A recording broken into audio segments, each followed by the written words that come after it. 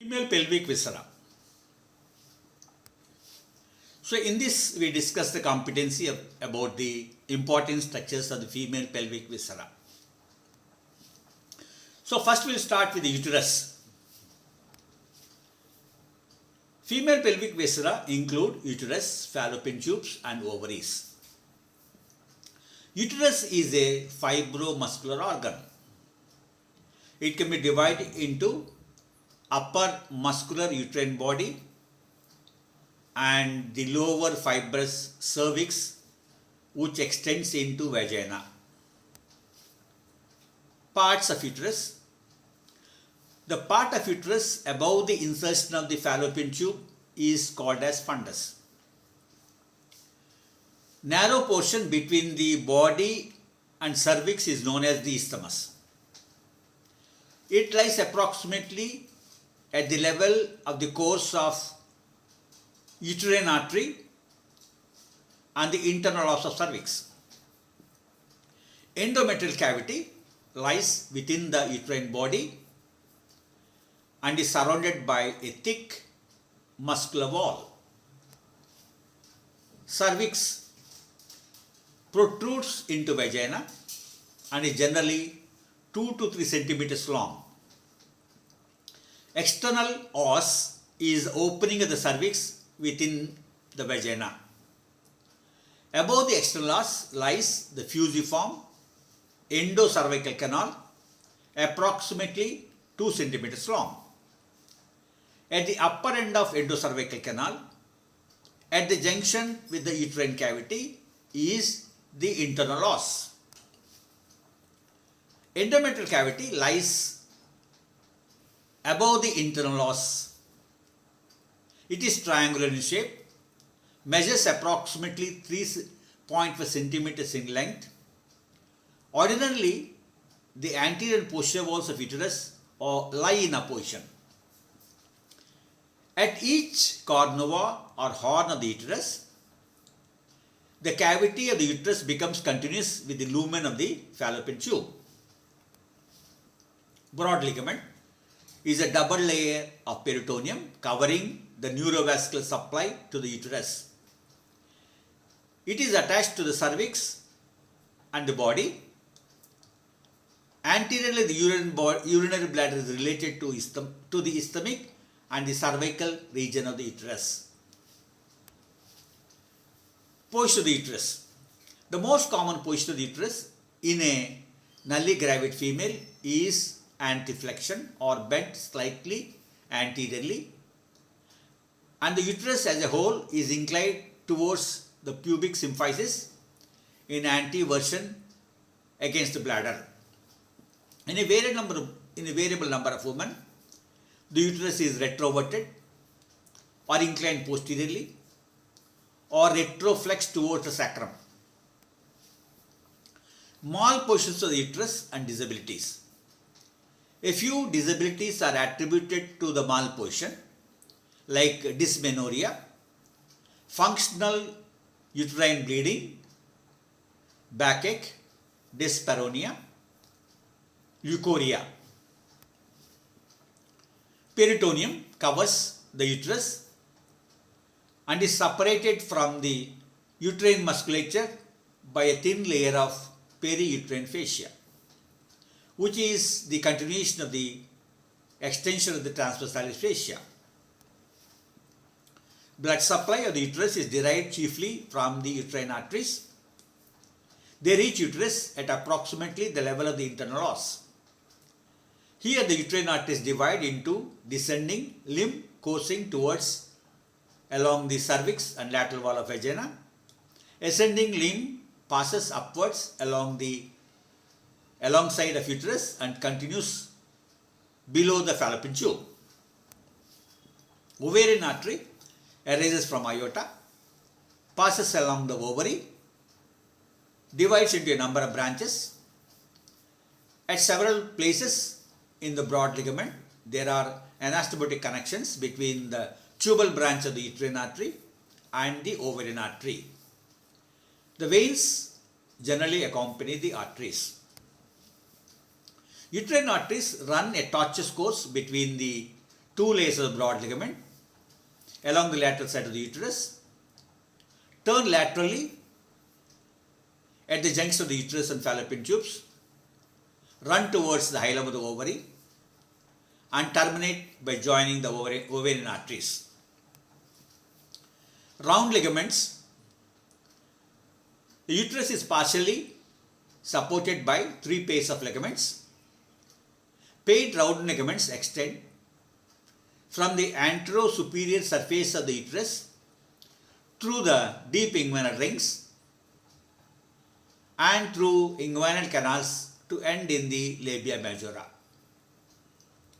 They are composed of muscle fibers, connective tissue, blood vessels, nerves and lymphatics. Uterosacral ligaments or condensations of the endopelvic fascia that arise from the posterior wall of the uterus at the level of the internal os. They fan out and attach broadly at the second, third and fourth segments of the sacrum. They are predominantly composed of smooth muscle but also contain connective tissue, blood vessels, lymphatics and the parasympathetic nerve fibers. The cardinal or Mechandrod's ligament. They are also called as transverse cervical ligaments. Paired Mechandrod's or transverse cervical ligaments arise from the anterior and posterior marginal walls of the cervix. They fan out laterally to insert into fascia overlaying the obturator muscles and the levator muscles. The cardinal ligaments form the base of the broad ligament. They are composed of perivascular connective tissue, nerves that surround the uterine artery and veins. The cardinal and uterosacral complex is collectively called as parametrium. Broad ligament is formed by folds of peritoneum covering the fallopian tubes, the infundibulopelvic vessels and the hilum of the hilus of the ovary. It contains a number of structures that include fallopian tube, round ligament, ovarian ligament, uterine and ovarian blood vessels, nerves, lymphatics and mesonephric remnants. Below the infundibulopelvic structures, anterior and posterior leaves of the peritoneum are together, leaving a clear space below the tube with its tubal branch of the uterine artery. This avascular area is useful to the surgeon in isolating the adnexal structures and in avoiding blood vessels while performing tubal ligations. Fallopian tube, intramural part. Fallopian tubes are bilateral muscular structures of paramesonephric duct origin. They are about 7 to 12 centimeters in length.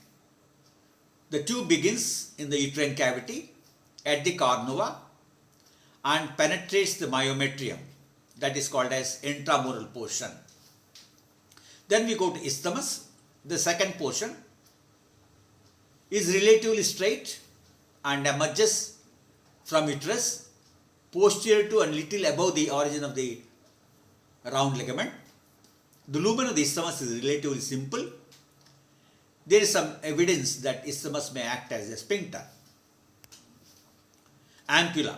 Ampulla is the largest and the longest part of the tube. The mucosa has multiple longitudinal folds.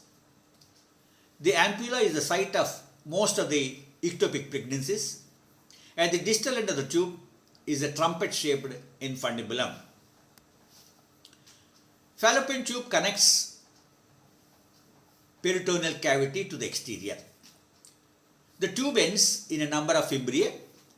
The largest of these is in contact with the ovary and is known as the ovarian fimbria.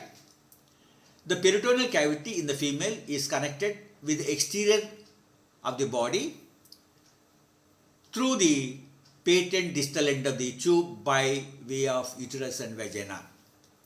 The ovum enters through the open end of the tube if fertilization is to occur in the ambulatory portion, where sperm have collected by migrating upstream against the current.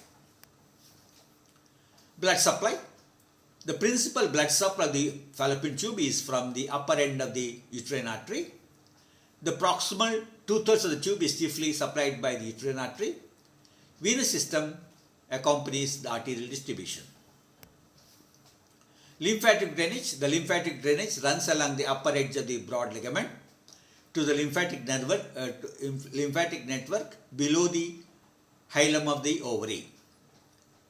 From here, the flow from uterus, tube and ovary drains to para-aortic, or also called as lumbar lymph nodes. Ovarian fossa. Ovaries are generally oval in shape. Ovaries of normal adult woman are 2.5 to 5 centimeters long, 1.5 to 3 centimeters thick, and 0.7 to 1.5 centimeters wide, with the weight of 3 to 8 grams. In the nullipara, the ovary typically lies in the ovarian fossa, a depression in the lateral pelvic wall, below extrailiac vessels, and in front of the ureter. Mesoovarium. A mesoovarium attaches ovary to the posterior wall of the broad ligament. Peritoneum does not cover the ovary proper, which is covered by germinal epithelium. Attachments. At the tubal pole, the ovary is attached to the suspensory ligament, a fold of peritoneum, which forms a mesentery for the ovary and contains ovarian vessels. This suspensory ligament is called as infundibulopelvic ligament. At the other pole, it is called the ovarian ligament. The hilus of the ovary is a point where ovarian blood vessels enter. Ovarian arteries arise from abdominal aorta just below the renal arteries. They pass downward across the pelvic brim, cross the external iliac artery, transverse the infundibulopelvic fold of peritoneum. Branches go to the ureter, round ligament, and the tube, and anastomose with the uterine artery. Venous drainage at the hilus. Venous drainage forms pampiniform plexus, which consolidates to form ovarian vein. On the right side, ovarian artery drains into inferior vena cava, while left ovarian vein drains into left renal vein. Thank you.